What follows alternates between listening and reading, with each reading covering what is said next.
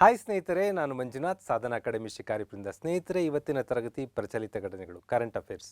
ನನ್ನ new ಇಯರ್ನ resolution ಏನಂತಂದರೆ, ಈ ವರ್ಷ ನಮ್ಮ ಯೂಟ್ಯೂಬ್ನಲ್ಲಿ ನನ್ನ ಕಡೆಯಿಂದ ಪ್ರತಿ ವಾರ ಆ ವಾರದ ರೌಂಡಪ್ ಜೊತೆಗೆ ಶನಿವಾರ ರಾತ್ರಿ 8 ಗಂಟೆಗೆ ಸರಿಯಾಗಿ ಪ್ರಚಲಿತ ಘಟನೆಗಳ ಕ್ಲಾಸ್ ಕೊಡಬೇಕು ಅನ್ನೋ ಪ್ರಯತ್ನ ಮಾಡ್ತೀನಿ.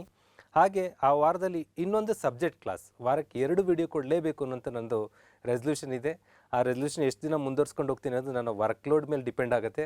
ಆದರೂ 99.9% ನಾನು ಈ ನಿಟ್ಟಿನಲ್ಲಿ ಪ್ರಯತ್ನ ಮಾಡ್ತೀನಿ. ನೀವು ಕೂಡ ಅಷ್ಟೇ ಈ ವಿಡಿಯೋಗಳನ್ನ ಉಪಯೋಗಿಸ್ಕೊಂಡು ಚೆನ್ನಾಗಿ ನಾಲೆಡ್ಜ್ ಡೆವಲಪ್ ಮಾಡಿಕೊಂಡು ಸಕ್ಸಸ್ ಕಾಣ್ರಿ ಅಂತ ಹಾರೈಸ್ತಾ ವೆರಿ ಫಸ್ಟ್ ಟಾಪಿಕ್ ಜೊತೆಗೆ ಬರ್ತೀನಿ.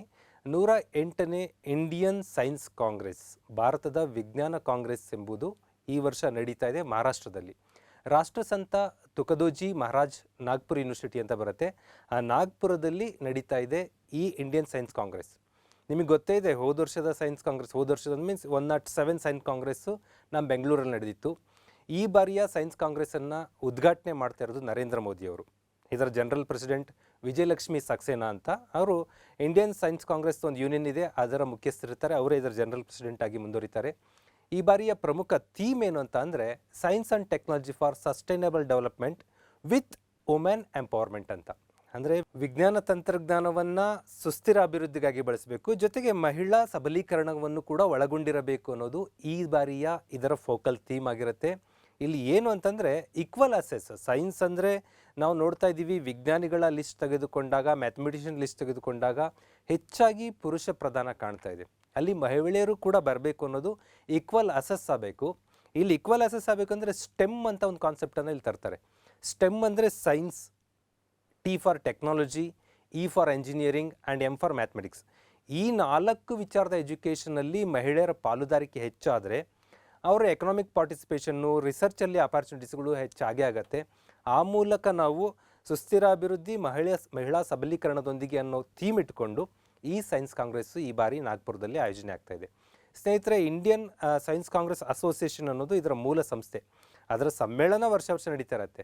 ISCA ಇದೆಯಲ್ಲ, ಇದು ಒಂದು ಪ್ರಮುಖವಾದ ವೈಜ್ಞಾನಿಕ ಸಂಘಟನೆಯಾಗಿದೆ ಭಾರತದಲ್ಲಿ. ಇದರ ಕೇಂದ್ರ ಕಚೇರಿ ಕೋಲ್ಕತ್ತಾ, ವೆಸ್ಟ್ ಬೆಂಗಾಲಲ್ಲಿದೆ. ಇದು 1914 ಆರಂಭ ಆಗುತ್ತೆ. ಏನು ನಮ್ಮ ಕರ್ನಾಟಕದಲ್ಲಿ 1910 ನಂತರದಲ್ಲಿ ವಿಶ್ವೇಶ್ವರಯ್ಯನವರು ದಿವಾನರಿದ್ದಾಗ ತುಂಬ ಸಂಸ್ಥೆಗಳು, ತುಂಬ ಆರ್ಗನೈಸೇಷನ್ಗಳು ಹುಟ್ಕೋತಾವಲ್ಲ, ಆ ಥರದಲ್ಲೇ ಇದು ಒಂದು ಪ್ರಮುಖ ಸಂಸ್ಥೆ. 1914 ಕೋಲ್ಕತ್ತಾದಲ್ಲಿ ಹುಟ್ಟುತ್ತೆ.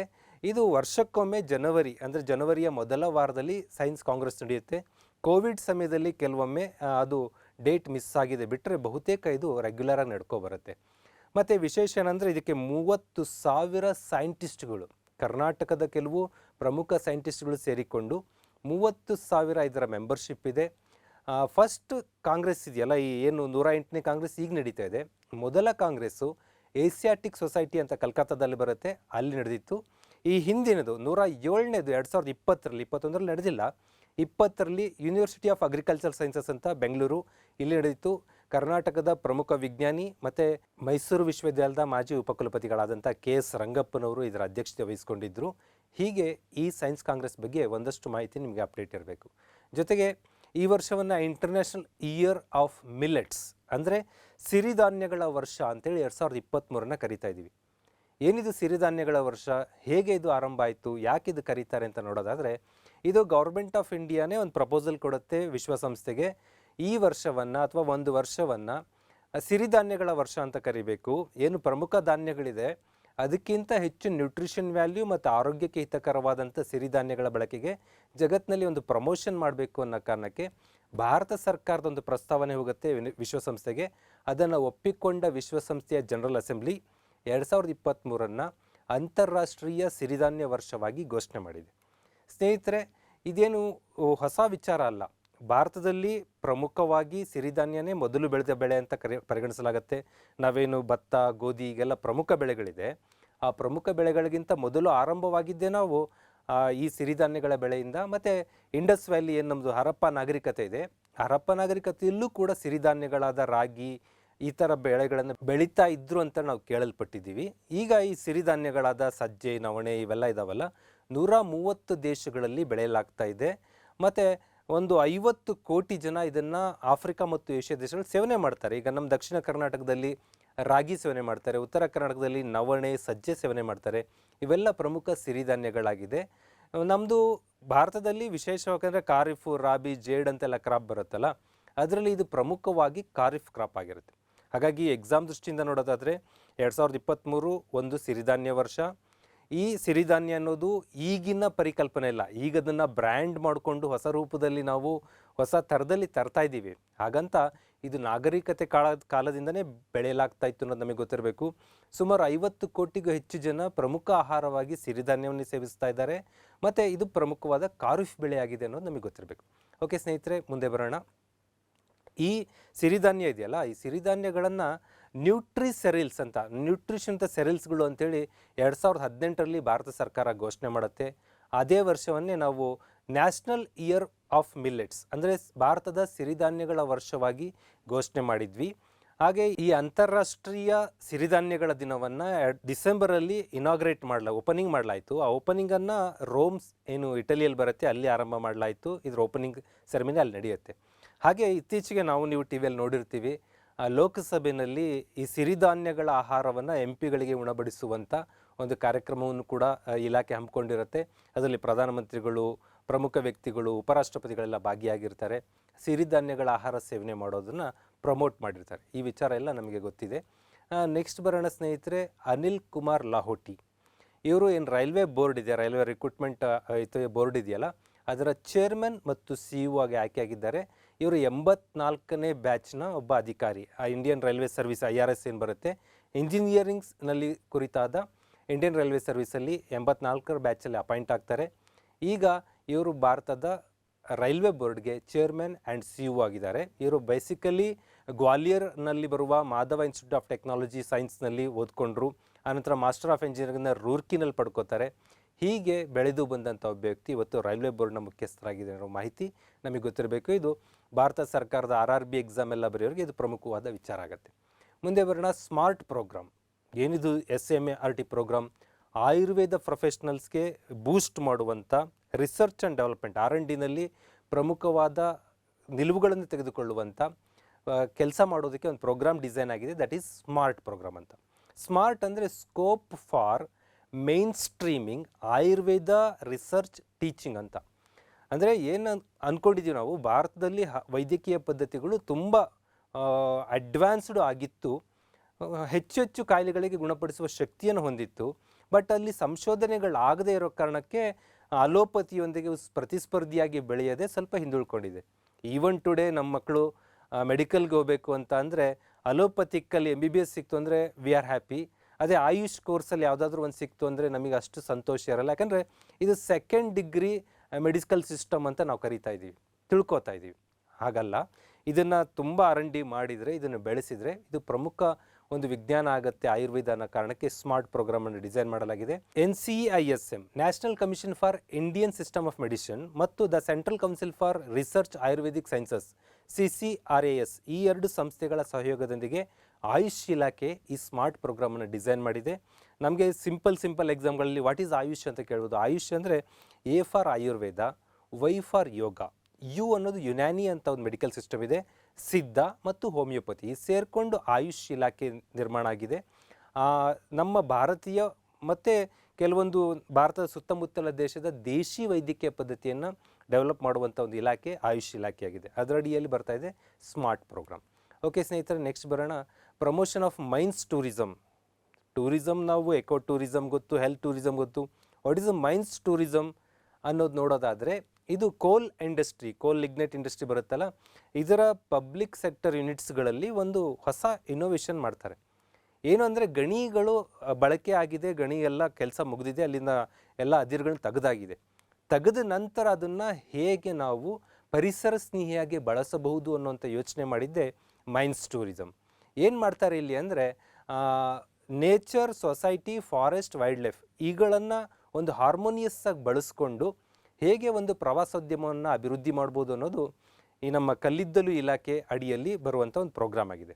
ಇಲ್ಲಿ ಏನು ಬರ್ನಿಂಗ್ ಆಗಿದೆ, ಎಕ್ಸಾಸ್ಟ್ ಆಗಿದ್ದ ರಿಸರ್ವ್ ಮೈನಿಂಗ್ಗಳಿದಾವಲ್ಲ, ಆ ಮೈನಿಂಗ್ಗಳನ್ನು ಎಕೋ ಪಾರ್ಕ್ಗಳಾಗಿ, ವಾಟರ್ ಸ್ಪೋರ್ಟ್ಸ್ಗೆ, ಅಂಡರ್ಗ್ರೌಂಡ್ ಮೈನಿಂಗ್ ಟೂರಿಸಮ್ಗೆ, ಗಾಲ್ಫ್ ಗ್ರೌಂಡ್ಸ್ಗಳಾಗಿ, ಅಡ್ವೆಂಚರ್ ಕ್ಲಬ್ಗಳಾಗಿ, ಬರ್ಡ್ ಸ್ಯಾಂಚುರಿಗಳಾಗಿ ಬರ್ಡ್ ವಾಚಿಂಗ್ ಪ್ಲೇಸ್ಗಳಾಗಿ ನಿರೂಪಿಸಬೇಕು ಅನ್ನೋಂಥ ಪ್ರಯತ್ನ ಮಾಡ್ತಾ ಇದ್ದಾರೆ. ಹಾಗಾಗಿ ಕೆಲವೊಂದು ಪ್ರದೇಶವನ್ನು ಈ ಮೈನ್ಸ್ ಟೂರಿಸಮ್ಗೆ ಬಳಕೆ ಮಾಡಲಾಗ್ತಿದೆ.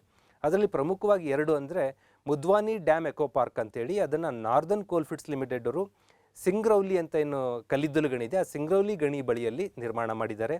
ಹಾಗೆ ಅನನ್ಯವಾಟಿಕ ಎಕೋ ರಿಸ್ಟೋರೇಷನ್ ಪಾರ್ಕ್ ಅಂತೇಳಿ, ಇದು ಕೂಡ ದೋಲಾ ಅಂತ ಪ್ರದೇಶ ಬರುತ್ತೆ ಮಧ್ಯಪ್ರದೇಶದಲ್ಲಿ. ಈ 2 ಮೈನ್ಸ್ ಟೂರಿಸಮ್ ಪಾರ್ಕ್ಗಳನ್ನು ನಾವು ಮಧ್ಯಪ್ರದೇಶದಲ್ಲಿ ನೋಡ್ಬೋದು, ಒಂದು ಸಿಂಗ್ರೌಲಿಯಲ್ಲಿ ಮತ್ತೊಂದು ದೋಲಾದಲ್ಲಿ. ಇವೆರಡು ಗೊತ್ತಿದ್ರೆ ಮೇಯ್ನಾಗಿ ಸಾಕು. ಮುದ್ವಾನಿ ಡ್ಯಾಮ್ ಎಕೋ ಪಾರ್ಕ್ ಎಲ್ಲಿದೆ, ಸಿಂಗ್ರೌಲಿ, ಇದು ಒಂದು ಮೈನ್ ಟೂರಿಸಮ್ ಪಾರ್ಕ್ ಆಗಿದೆ. ಹಾಗೆ ಅನನ್ಯವಟಿಕ ಎಕೋ ಟೂರಿಸಮ್ ರಿಸ್ಟೋರೇಷನ್ ಪಾರ್ಕ್, ಇದು ಕೂಡ ಒಂದು ಮೈನ್ ಟೂರಿಸಮ್ ಪಾರ್ಕ್ ಆಗಿದೆ. ಇದು ದೋಲಾ ಮಧ್ಯಪ್ರದೇಶದಲ್ಲಿ ಕಂಡು ಬರುತ್ತೆ.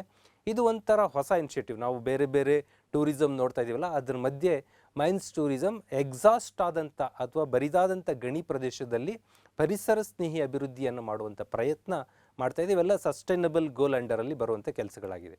ಓಕೆ ಸ್ನೇಹಿತರೆ, ನೆಕ್ಸ್ಟು ಸ್ಯಾರಿ ಫೆಸ್ಟಿವಲ್. ಸ್ಯಾರಿ ಇಂಗ್ಲೀಷಲ್ಲಿ ಬೇರೆ ಥರ ಇರುತ್ತೆ, ಬಟ್ ಆನ್ ಗೌರ್ಮೆಂಟ್ ವೆಬ್ಬಲ್ಲಿ ನನಗೆ ಈ ಥರ ಸಿಕ್ತು, SARI ಸ್ಯಾರಿ ಫೆಸ್ಟಿವಲ್. ಏನಿದು ಸ್ಯಾರಿಗಳು? ಸ್ಯಾರಿ ಅಂದರೆ ಸೀರೆಗಳ ಉತ್ಸವ 2ನೇ ಬಾರಿಗೆ ನಮ್ಮ ದೇಶದಲ್ಲಿ ನಡೀತಿದೆ ಡೆಲ್ಲಿನಲ್ಲಿ. ಅದಕ್ಕೆ ಹೆಸರು ವಿರಾಸಾತ್ ಅಂತ. ವಿರಾಸಾತ್ ಅನ್ನೋದು ನಾವು ಆಳ್ವಾಸ್ ವಿರಾಸಾತ್ ಮೂಲಕ ಕನ್ನಡಿಗರಿಗೆ ಪರಿಚಿತ ಪದ. ಒಂದು ದೊಡ್ಡ ವೈಭವದ ಸಮಾವೇಶಕ್ಕೆ ವಿರಾಸಾತ್ ಅಂತ ಕರಿತೀವಿ. ಈಗ ನಮ್ಮ ದೇಶದಲ್ಲಿ 2ನೇ ಸ್ಯಾರಿ ಫೆಸ್ಟಿವಲ್ ನಡೀತಾ ಇದೆ, ದಟ್ಸ್ ನೇಮ್ ವಿರಾಸಾತ್. ಅಲ್ಲಿ 75 ಹ್ಯಾಂಡ್ ವೂವನ್ ಸ್ಯಾರೀಸ್ಗಳ ಪ್ರದರ್ಶನ ನಡೆಯುತ್ತೆ. ಅಂದರೆ ಭಾರತದಲ್ಲಿ ಬೇರೆ ಬೇರೆ ರಾಜ್ಯಗಳಲ್ಲಿ ಬೇರೆ ಬೇರೆ ಬಗೆಯಾದಂಥ ಕೈಮಗ್ಗಗಳಲ್ಲಿ ತಯಾರಾಗುವಂಥ ಸ್ಯಾರಿ ಡಿಸೈನ್ಗಳಿದೆ.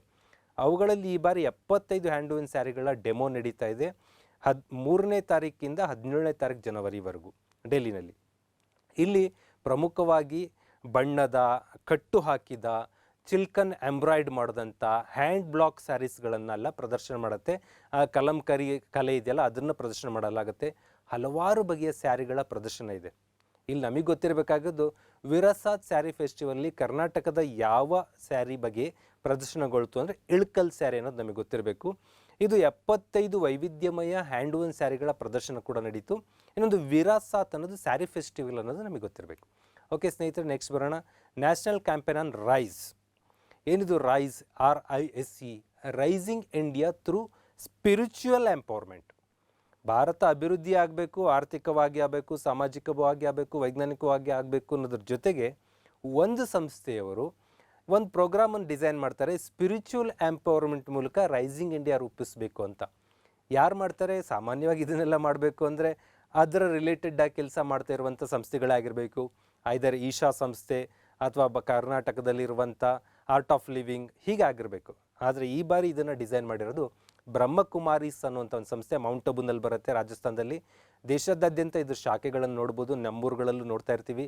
ವೈಟ್ ಸ್ಯಾರಿ ಹಾಕ್ಕೊಂಡು ವುಮೆನ್, ವೈಟ್ ಪ್ಯಾಂಟ್ ಶರ್ಟ್ ಧರಿಸಿದಿರುವಂಥ ಪುರುಷರು, ಈ ಬ್ರಹ್ಮಕುಮಾರಿ ಪ್ರಮೋಷನ್ಸ್ ಎಲ್ಲ ಮಾಡ್ತಾ ಇರ್ತಾರಲ್ಲ, ಅವರ ಕಡೆಯಿಂದ ಈ ಒಂದು ಪ್ರೋಗ್ರಾಮ್ ಡಿಸೈನ್ ಆಗಿದೆ. ಇದು ಏನಕ್ಕೆ ವಿಶೇಷ ಅಂತಂದರೆ, ಭಾರತದ ರಾಷ್ಟ್ರಪತಿಗಳು ಇದರ ಉದ್ಘಾಟನೆ ಮಾಡಿದ್ದಾರೆ. ಆ ಮೂಲಕ ಇದಕ್ಕೆ ಹೆಚ್ಚು ಪ್ರಮೋಷನ್ ಸಿಕ್ಕಿದೆ. ಇವರು ಉದ್ಘಾಟನೆ ಮಾಡಿದ ಸ್ಥಳ ಬ್ರಹ್ಮಕುಮಾರಿಯ ಸೈಲೆನ್ಸ್ ರಿಟ್ರೀಟ್ ಸೆಂಟರ್ ಅಂತ ಸಿಕಂದರಾಬಾದಲ್ಲಿದೆ. ಅಲ್ಲಿ ಕೂತ್ಕೊಂಡು ವರ್ಚುವಲಿ ಇನಾಗ್ರೇಟ್ ಮಾಡಿದ್ದಾರೆ. ಇಡೀ ದೇಶಾದ್ಯಂತ ಈ ಪ್ರೋಗ್ರಾಮ್ ನಡೀತಾ ಇದೆ, rising India through spiritual empowerment. Next ಬರೋಣ ಸ್ನೇಹಿತರೆ. ಮೊದಲ ವಾರದಲ್ಲಿ ಅಸ್ಸಾಂನ ಮುಖ್ಯಮಂತ್ರಿಗಳು ಒಂದು ಪೋಸ್ಟ್ ಹಾಕ್ತಾರೆ. ಒಂದು ತುಂಬ ಖುಷಿ ಪಡೋಂಥ ವಿಚಾರ ಇದು. ಪ್ರಧಾನಿಗಳು ಖುಷಿ ಆದರೂ, ಇನ್ನೊಬ್ಬರು ಖುಷಿ ಆದ್ರೂ ಅನ್ನೋಕ್ಕಿಂತ ನಾವೆಲ್ಲರೂ ಖುಷಿ ಪಡೋಂಥ ವಿಚಾರ. Assam now safe for rhinos ಅಂತ ಹಾಕ್ತಾರೆ. 0 ಪೋಚಿಂಗ್ ಇನ್ 2022. ಅಂದರೆ ಪ್ರಾಣಿಗಳ ಬೇಟೆ ಎಲ್ಲ ರಾಜ್ಯದಲ್ಲೂ ಇದೆ, ನಾವು ನೋಡ್ತಾ ಇದ್ದೀವಿ. ಅವುಗಳನ್ನು ನಾವು ಕೊಲ್ಲೇಬೇಕು ಅನ್ನೋ ಕಾರಣಕ್ಕಲ್ಲ, ನಮ್ಮ ಬೆಳೆ ಹಾಳು ಮಾಡ್ತೇವೆ ಅನ್ನೋ ಕಾರಣಕ್ಕೆ ಕರ್ನಾಟಕದಲ್ಲಿ ಹಲವು ಕಡೆ ಚಿರತೆಗಳ ಕೊಲೆ ಆಗಿದೆ, ಆನೆಗಳನ್ನು ನಾವು ಕೆಡ್ಡ ತೋಡಿ ಬೀಳಿಸ್ತಾ ಇದ್ದೀವಿ. ಅಂಥದ್ರ ನಡುವೆ ರಿನೋಗಳು ಕೂಡ ಬೇರೆ ಬೇರೆ ಕಾರಣಕ್ಕೂ ಅವನ್ನು ಬಲಿ ಮಾಡ್ತಾ ಇದ್ವಿ. ಜೊತೆಗೆ ಬೆಳೆಗಳ ಸಂರಕ್ಷಣೆಗೂ ಕೂಡ ಅಲ್ಲಿ ಹತ್ಯೆ ಮಾಡಲಾಗ್ತಾ ಇತ್ತು. ಅದನ್ನು ತಡೆಯುವಂಥ ಪ್ರಯತ್ನ ಭಾಳ ವ್ಯಾಪಕವಾಗಿ ನಡೀತಾ ಇತ್ತು. ಇಲ್ಲಿ ಲಿಸ್ಟ್ ಕೊಟ್ಟಿದ್ದೀನಿ, ಬೇರೆ ಬೇರೆ ವರ್ಷಗಳಲ್ಲಿ ಎಷ್ಟು ಗೆಂಡಾಮೃಗಗಳ ಹತ್ಯೆ ಆಗ್ತಾ ಇತ್ತು ಅಂತ. 2021ನಲ್ಲಿ 2 ಗೆಂಡಾಮೃಗಗಳ ಹತ್ಯೆ ಆಗಿತ್ತು, ಬಟ್ 22ನಲ್ಲಿ 0. ಈ ವರ್ಷ 1 ಗೆಂಡಾಮೃಗಗಳ ಹತ್ಯೆ ಆಗಿಲ್ಲ. ಇದು 22 ವರ್ಷಗಳಲ್ಲೇ ಮೊದಲ ಬಾರಿಗೆ ಈ ಥರದಲ್ಲಿ ನಾವು ನಿಯಂತ್ರಣ ಮಾಡಿದ್ದೀವಿ ಅಂತ. ಇದು ಒಂದು ಒಳ್ಳೆ ಬೆಳವಣಿಗೆ ಕಂಡು ಬರ್ತಾ ಇದೆ ಕಾಜಿರಂಗ ನ್ಯಾಷನಲ್ ಪಾರ್ಕ್ ಪ್ರದೇಶವಾದ ಅಸ್ಸಾಂ ಭಾಗದಿಂದ. ಓಕೆ ಸ್ನೇಹಿತರೆ, ನೆಕ್ಸ್ಟ್ ಬರೋಣ. ಇಂಡಿಯಾ ಒಂದು ವಿಶೇಷವಾದ ಸಂಸ್ಥೆಯ ಲೀಡರ್ಶಿಪ್ಪನ್ನು ತಗೋತಾ ಇದೆ. ಡಿಸೆಂಬರಲ್ಲಿ ನಾವು ನೋಡಿದ್ವಿ, ವಿಶ್ವಸಂಸ್ಥೆಯ ಭದ್ರತಾ ಸಮಿತಿಗೆ 1 ತಿಂಗಳ ಮಟ್ಟಿಗೆ ನಮಗೆ ಅಧ್ಯಕ್ಷಗಿರಿ ಸಿಕ್ಕಿತ್ತು. ಹಾಗೆ ಏಷ್ಯಾ ಪೆಸಿಫಿಕ್ ಪೋಸ್ಟಲ್ ಯೂನಿಯನ್ ಅಂತ APPU ಅಪ್ಪು ಅಂತ ಕರಿತೀವಿ. ಇದು ಈ ಸಂಸ್ಥೆಯ ಲೀಡರ್ಶಿಪ್ ಈ ಬಾರಿ ಭಾರತಕ್ಕೆ ಸಿಕ್ಕಿದೆ. ಇದರ ಏನು ಅಪ್ಪು ಬರುತ್ತಲ್ಲ, ಏಷ್ಯಾ ಪೆಸಿಫಿಕ್ ಪೋಸ್ಟಲ್ ಯೂನಿಯನ್, ಇದರ ಕೇಂದ್ರ ಕಚೇರಿ ಬ್ಯಾಂಕಾಂಕಲ್ಲಿ ಬರುತ್ತೆ, ಥೈಲ್ಯಾಂಡಲ್ಲಿ. ಇದು ಎಲೆಕ್ಷನ್ 13ನೇ ಬಾರಿಗೆ ನಡೆದಿರೋಂಥದ್ದು. 13ನೇ ಕಾಂಗ್ರೆಸ್ ಮೂಲಕ ಎಲೆಕ್ಷನ್ ನಡೆಯುತ್ತೆ. ಆಗಸ್ಟ್ ಮತ್ತು ಸೆಪ್ಟೆಂಬರ್ 2022ರಲ್ಲಿ ವಿನಯ ಪ್ರಕಾಶ್ ಸಿಂಗ್ ಅನ್ನೋಂಥವ್ರು, ಭಾರತದವರು, ಪೋಸ್ಟಲ್ ಸರ್ವಿಸ್ ಸೇರಿದಂಥ ವ್ಯಕ್ತಿ, ಇದರ ಸೆಕ್ರೆಟರಿ ಜನರಲ್ ಆಗಿ ಆಯ್ಕೆಯಾಗಿದ್ದಾರೆ. ಅಧಿಕಾರಾವಧಿ 4 ವರ್ಷಗಳು. ಇದು 34 ದೇಶಗಳು ಇದರ ಮೆಂಬರ್ ಪಡೆದಿದೆ. APPU ಇದೆಯಲ್ಲ, ಏಷ್ಯಾ ಪೆಸಿಫಿಕ್ ಪೋಸ್ಟಲ್ ಯೂನಿಯನ್, ಇದರ ಸದಸ್ಯತ್ವ ದೇಶಗಳು 32. ಅದರ ಲೀಡರ್ಶಿಪ್ಪನ್ನು ಈ ಬಾರಿ ಭಾರತ ನಡೆಸ್ತಾ ಇದೆ ಅನ್ನೋದು ನಮಗೆ ಹೆಮ್ಮೆ ಪಡುವಂಥ ವಿಚಾರ. ಜೊತೆಗೆ NTPC, national thermal power corporation ಇದೆಯಲ್ಲ, ಇಂಡಿಯಾದ ಮೊಟ್ಟ ಮೊದಲ first green hydrogen blending operation ಅಂತ. ಇವೆಲ್ಲ ನಮಗೆ ಹೊಸ ಹೊಸ ಸೈಂಟಿಫಿಕ್ ಪದಗಳಾದರೂ ಏನು ತುಂಬ ಟಫ್ ಇರಲ್ಲ. ಗ್ರೀನ್ ಹೈಡ್ರೋಜನ್ ಬ್ಲೆಂಡಿಂಗ್ ಆಪರೇಷನನ್ನು PNG ನೆಟ್ವರ್ಕ್ ಅಂದರೆ ಪೈಪ್ಡ್ ನ್ಯಾಚುರಲ್ ಗ್ಯಾಸ್ ನೆಟ್ವರ್ಕ್ ಮೂಲಕ ಮಾಡಲಾಗ್ತಾ ಇದೆ, ಮೊದಲ ಬಾರಿಗೆ ಇನ್ ಇಂಡಿಯಾ. ಇದನ್ನು ಹೆಂಗೆ ಪ್ರಶ್ನೆಗಳು ರೈಸ್ ಆಗುತ್ತೆ ಅಂದರೆ, first green hydrogen blending operation ಎಲ್ಲಿ ಆರಂಭ ಆಯಿತು, ಯಾರು ಮಾಡಿದರು, ಹೀಗೆಲ್ಲ ಬರ್ಬೋದು. ಆವಾಗ ನಮಗೆ ಗೊತ್ತಿರಬೇಕಾಗತ್ತೆ. ಇದು ಪೈಪ್ಡ್ ನ್ಯಾಚುರಲ್ ಗ್ಯಾಸ್ ಅಂತ ಕರಿತೀವಲ್ಲ, ಪೈಪ್ ಮೂಲಕ ನ್ಯಾಚುರಲ್ ಗ್ಯಾಸನ್ನು ಮನೆ ಮನೆಗೆ ತಲುಪಿಸುವಂಥ ಪ್ರಯತ್ನವನ್ನು ಕವಾಸ್ ಟೌನ್ಶಿಪ್ ಏರಿಯಾ, ಆದಿತ್ಯನಗರ್, ಸೂರತ್ನ ಆದಿತ್ಯನಗರ ಭಾಗದಲ್ಲಿ ಮಾಡಲಾಗಿತ್ತು. ನ್ಯಾಚುರಲ್ ಗ್ಯಾಸ್ ಸಪ್ಲೈ ಇತ್ತು. ಆ ನ್ಯಾಚುರಲ್ ಗ್ಯಾಸ್ ಸಪ್ಲೈಯ ಜೊತೆಗೆ ನಾವು ಹೈಡ್ರೋಜನನ್ನು, ಏನು ಗ್ರೀನ್ ಹೈಡ್ರೋಜನನ್ನು ಬ್ಲೆಂಡ್ ಮಾಡುವಂಥ, ಮಿಶ್ರಣ ಮಾಡುವಂಥ ಪ್ರಯತ್ನ ಮಾಡ್ತಾರೆ. ಇದಕ್ಕೆ ಕೈ ಜೋಡಿಸಿದ ಪ್ರಮುಖ ಸಂಸ್ಥೆ NTPC, ಜೊತೆಗೆ ಗುಜರಾತ್ ಗ್ಯಾಸ್ ಲಿಮಿಟೆಡ್, ಎರಡು ಜಂಟಿಯಾಗಿ ಈ ಪ್ರಾಜೆಕ್ಟನ್ನು ಕೈಗೊಳ್ತಾರೆ. ಏನಿದು, ಹೇಗೆ ಇದನ್ನು ಗೇರ್ಡಪ್ ಮಾಡ್ತಾರೆ ಅಂದರೆ, ಅಲ್ಲಿ ಲಾಸ್ಟಿಗೆ ಫಾರ್ಮುಲಾ ಕಾಣ್ತಿದೆ, H2 ಹೈಡ್ರೋಜನ್, ನ್ಯಾಚುರಲ್ ಗ್ಯಾಸ್, ಇವೆರಡನ್ನು ಸೇರಿಸಿ ಮನೆ ಮನೆಗಳಿಗೆ ತಲುಪಿಸುವಂಥ ಪ್ರಯತ್ನ ಮಾಡಬೇಕು ಅನ್ನೋದು ಈ ಫಸ್ಟ್ ಗ್ರೀನ್ ಹೈಡ್ರೋಜನ್ ಬ್ಲೆಂಡಿಂಗ್ ಆಪರೇಷನ್ನ ಒಂದು ಉದ್ದೇಶ. ಓಕೆ ಸ್ನೇಹಿತರೆ, ಮತ್ತೊಂದು ಟಾಪಿಕ್ ಬರೋಣ. National jamboree of the Bharat scouts and guides at Pali in Rajasthan. ಅಂದರೆ ಪಾಲಿ ಎಂಬ ಪ್ರದೇಶ ರಾಜಸ್ಥಾನದಲ್ಲಿ ನ್ಯಾಷನಲ್ ಜಾಂಬೋರಿಯನ್ನು ಆರ್ಗನೈಸ್ ಮಾಡ್ತಾರೆ. ಜಾಂಬೋರಿ ಅಂದರೆ ಅತ್ಯುನ್ನತ ದೊಡ್ಡ ಸಮಾವೇಶ ಅಂತ. ಇದು ಭಾರತ್ ಸ್ಕೌಟ್ ಆ್ಯಂಡ್ ಗೈಡ್ಸ್ ಭಾಷೆಯಲ್ಲಿ ಬಳಸ್ತೀವಿ. ಸ್ಕೌಟ್ ಆ್ಯಂಡ್ ಗೈಡ್ಸ್ನವರು ದೊಡ್ಡ ಸಮ್ಮೇಳನ ಏನಾದ್ರು ಮಾಡಿದ್ರೆ ಅದಕ್ಕೆ ಕಾನ್ಫರೆನ್ಸ್ ಅನ್ನೋ ಬದಲಾಗಿ ಜಾಂಬೋರಿ ಅನ್ನೋ ಪದವನ್ನು ಬಳಸ್ತಾರೆ. ಸ್ಕೌಟ್ ಆ್ಯಂಡ್ ಗೈಡ್ಸ್ನ ನಾವು ಶಾಲಾ ಕಾಲೇಜುಗಳಲ್ಲಿ ನೋಡಿರ್ತೀವಿ. ನಾವು ಸ್ಕೂಲಲ್ಲಿ ಇದ್ದಾಗ ಹುಡುಗರು ಸ್ಕೌಟ್ಸ್ ಡ್ರೆಸ್ಗಳಲ್ಲಿ, ಹೆಣ್ಮಕ್ಳು ಗೈಡ್ ಡ್ರೆಸ್ಗಳಲ್ಲೆಲ್ಲ ಇರ್ತಾಯಿದ್ರು. ಬ್ಲೂ ಕಲರ್ ಡ್ರೆಸ್ಸು, ಇಲ್ಲೊಂದು ಸ್ಕಾರ್ಫ್ ಹಾಕೊಳ್ಳೋದೆಲ್ಲ ನೋಡ್ತೀವಲ್ಲ, ಅದು. ಇದು ಯೂನಿಫಾರ್ಮಲ್ಲಿರುವ ಸಮವಸ್ತ್ರಧಾರಿ ಯುವಕರ ಒಂದು ಗುಂಪು. ಇದನ್ನು ಶೈಕ್ಷಣಿಕ ಮೂವ್ಮೆಂಟ್ ಜೊತೆಗೆ ಬ್ಲೆಂಡ್ ಮಾಡಿ ನಡೆಸ್ಕೊಂಡು ಹೋಗುವಂಥ ಪ್ರಯತ್ನ ಮಾಡುತ್ತಾರೆ. ಇಲ್ಲಿ ಹುಡುಗರಿಗೆ ಕ್ಯಾರೆಕ್ಟರ್ ಡೆವಲಪ್ಮೆಂಟ್ ಮಾಡುತ್ತೆ, ಸಮಾಜ ಸೇವೆಯನ್ನು ಕಲಿಸ್ಕೊಡಲಾಗುತ್ತೆ, ಲಿಂಗಭೇದ, ಜಾತಿ ಭೇದ, ಧರ್ಮಭೇದವಿಲ್ಲದೆ ಕೆಲಸ ಮಾಡೋದನ್ನು ಕಲಿಸ್ಕೊಡಲಾಗುತ್ತೆ ಸ್ಕೌಟ್ ಗೈಡ್ಸಲ್ಲಿ. ಭಾರತದ ವಿಶೇಷ ಏನಂದರೆ 63 lakh scout and guides membership ಇದೆ. ಯಾಕೆ ಭಾರತದ ಕಡೆ ಸ್ಕೌಟ್ ಆ್ಯಂಡ್ ಗೈಡ್ಸ್ ಎಲ್ಲ ಡೈರೆಕ್ಷನ್ ಚೇಂಜ್ ಆಗಿದೆ ಅಂತಂದರೆ, 63 ಲ್ಯಾಕ್ ಮೆಂಬರ್ಶಿಪ್ ಇದೆ ಭಾರತದಲ್ಲಿ. ಅದರ ಜೊತೆಗೆ ಇದು ಜಗತ್ತಿನಲ್ಲೇ ಅತಿ ಹೆಚ್ಚು ವಾಲಂಟಿಯರ್ಸ್ಗಳನ್ನ ಹೊಂದಿರುವ ದೇಶ ಆಗಿದೆ ಭಾರತ, 63 ಲ್ಯಾಕ್ ಜೊತೆಗೆ. ಇದು ಹೈಯೆಸ್ಟ್ ರೆಕಾರ್ಡ್. ಹಾಗಾಗಿ ಏನು ನ್ಯಾಷನಲ್ ಜಾಂಬೋರೆ ಈ ಬಾರಿ ನಡೀತಾ ಇತ್ತು, ಅದ್ರ ವಿಶೇಷ ಗುರುತಿಸ್ಬೋದು. ಇಲ್ಲಿ ಒಂದು ಸ್ವಲ್ಪ ಕನ್ಫ್ಯೂಷನ್ ಆಗ್ತಾ ಇರುತ್ತೆ, ಏನು ಸರ್ ಇದು ಸ್ಕೌಟ್ ಆ್ಯಂಡ್ ಗೈಡ್ಸು 1950ನಲ್ಲಿ ಆರಂಭ ಆಗುತ್ತೆ ಭಾರತದಲ್ಲಿ. ಅದಕ್ಕೆ ಮೊದಲು ಸ್ಕೌಟ್ ಆ್ಯಂಡ್ ಗೈಡ್ಸ್ ಇತ್ತು. ಭಾರತ್ ಸ್ಕೌಟ್ ಆ್ಯಂಡ್ ಗೈಡ್ಸ್ ಅನ್ನೋದು 1915 ನವೆಂಬರ್ 7 ಆರಂಭ ಆಗುತ್ತೆ. ಇದರ ಕೇಂದ್ರ ಕಚೇರಿ ನ್ಯೂ ಡೆಲ್ಲಿ ಇದೆ. ಹಿಂಗಂತಿದ್ದಂಗೆ ನಿಮಗೆ ಸ್ವಲ್ಪ ಕನ್ಫ್ಯೂಷನ್, ಸರ್ ನಾವು ಈ ಸರಿ ಏನೋ ಮೂಡುಬಿದಿರೆನ ಬಗ್ಗೆ ಎಲ್ಲ ಕೇಳಿದ್ವಲ್ಲ, ಜಾಂಬೋರೆ ವಿಚಾರ ಏನದು ಅಂತ ನೋಡೋದಾದರೆ, 25th ಇಂಟರ್ನ್ಯಾಷನಲ್ ಕಲ್ಚರಲ್ ಜಾಂಬೋರೆ ಅಂತ ನಡೆಯುತ್ತೆ. ನೋಡಿರ್ಬೋದು ಅಲ್ಲಿ ಹೇಗಿದೆ ಸಾಗರ ಅಂತ. ಸಾಗರ ತೀರದ ಮೂಡುಬಿದಿರೆಯಲ್ಲಿ ಸಾಗರೋಪಾದಿಯಲ್ಲಿ ಸ್ಕೌಟ್ ಆ್ಯಂಡ್ ಗೈಡ್ಸ್ನ ಸದಸ್ಯರು ಬರ್ತಾರೆ. 25,000-30 ಸಾವಿರ ಮೆಂಬರ್ಸ್ಗಳು ಜಾಯ್ನ್ ಆಗಿ ಒಂದು ದೊಡ್ಡ ಅಧಿವೇಶನ ನಡೆಯುತ್ತೆ. ಡಿಸೆಂಬರ್ 21 ಆರಂಭ ಆಗುತ್ತೆ. ಇದು international cultural jamboree of scout and guides. ಇದು ವರ್ಲ್ಡ್ ಲೆವೆಲ್. ಬಟ್ ನಾನು ಮಾತಾಡಿದ್ದು ಈ ಮೊದಲು ಡೆಲ್ಲಿ ಪಾಲಿಯಲ್ಲಿ ನಡೀತಲ್ಲ ರಾಜಸ್ಥಾನದಲ್ಲಿ, ಅದು ನ್ಯಾಷನಲ್ ಜಾಂಬೋರೆ. ಇದು 18th national jamboree. This is 25th international cultural jamboree Moodbidri ಕರ್ನಾಟಕದಲ್ಲಿ ನಡೀತು. ಇದು ನಮಗೆ ಗೊತ್ತಿರಬೇಕು. ಓಕೆ ಸ್ನೇಹಿತರೆ, ಸ್ಕೌಟ್ ಆ್ಯಂಡ್ ಗೈಡ್ಸ್ ಬಗ್ಗೆ ಬರೋದಾದರೆ, ಸ್ಕೌಟಿಂಗ್ ಅಂತ ಕರೀತಾರೆ ಅದನ್ನು. ಆ ಸ್ಕೌಟ್ ಮೂಮೆಂಟ್ ಅಂತಲೂ ಕರೀತಾರೆ. ಇದು ಜಾಗತಿಕವಾದ ಒಂದು ಸಂಸ್ಥೆ. ಇದ್ರ ಪ್ರಮುಖವಾಗಿ ಹುಟ್ಟಿದ್ದು ಯುನೈಟೆಡ್ ಕಿಂಗ್ಡಮಲ್ಲಿ 1907 ರಾಬರ್ಟ್ ಬೇಡನ್ ಪವೆಲ್ ಅಂತ ಕರಿತೀವಿ. ರಾಬರ್ಟ್ ಬೇಡನ್ ಪವೆಲ್ ಅವರು ಇದರ ಸಂಸ್ಥಾಪಕರು. ಸಮಾಜ ಸೇವೆ ಕಲಿಸ್ಬೇಕು, ಯುವಕ ಯುವತಿಯರನ್ನ ಸ್ಪೋರ್ಟಿವ್ ಆಗಿ ರೆಡಿ ಮಾಡಬೇಕು, ಕ್ಯಾಂಪ್ಗಳಲ್ಲಿ ಭಾಗವಹಿಸುವಂಥದ್ದು, ವುಡ್ ಕ್ರಾಫ್ಟ್ ಮಾಡುವಂಥದ್ದು, ಹೈಕಿಂಗ್ ಮಾಡೋದು, ಟ್ರೆಕ್ಕಿಂಗ್ ಮಾಡೋದು, ಸ್ಪೋರ್ಟ್ಸ್ಗಳಲ್ಲಿ ಭಾಗವಹಿಸೋದು, ಸಮಾಜ ಸೇವೆ ಮತ್ತು ಯಾವುದೇ ಭೇದ ಭಾವ ಮಾಡದೆ ಕೆಲಸ ಮಾಡುವಂಥ ಗುಣವನ್ನು ಕಲಿಸ್ಬೇಕು ಅನ್ನೋ ಕಾರಣಕ್ಕೆ ಈ ಒಂದು ಮಿಲಿಟರಿಯಿಂದ ನಿವೃತ್ತರಾದ ಒಬ್ಬ ವ್ಯಕ್ತಿ ಇದನ್ನು ಸಂಸ್ಥೆಯನ್ನು ಹುಟ್ಟಾಕ್ತಾರೆ. ಇವತ್ತಿದು ವರ್ಲ್ಡ್ ವೈಡ್ ಬೆಳ್ಕೊಂಡಿದೆ. ಅದರಲ್ಲಿ ಭಾರತ್ ಸ್ಕೌಟ್ ಆ್ಯಂಡ್ ಗೈಡ್ಸ್ ಕೂಡ ಒಂದಾಗಿದೆ.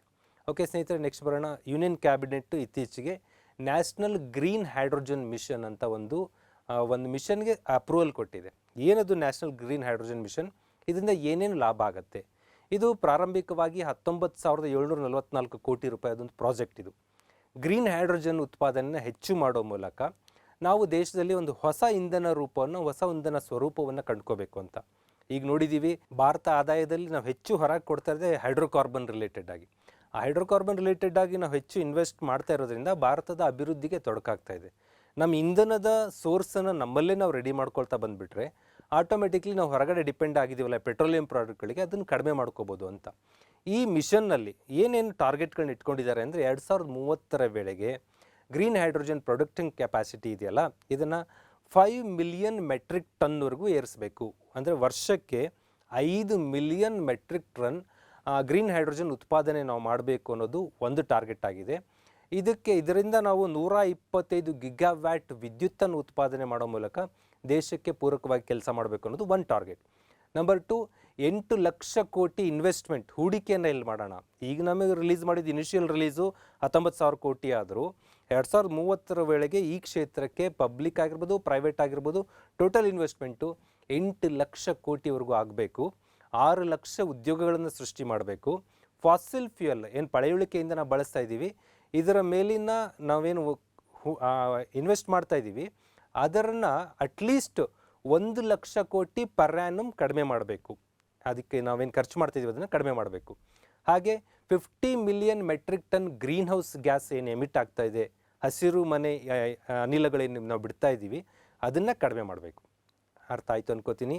5 ಮಿಲಿಯನ್ ಮೆಟ್ರಿಕ್ ಟನ್ನನ್ನು ನಾವು ವಾರ್ಷಿಕವಾಗಿ ಉತ್ಪಾದನೆ ಮಾಡಬೇಕು.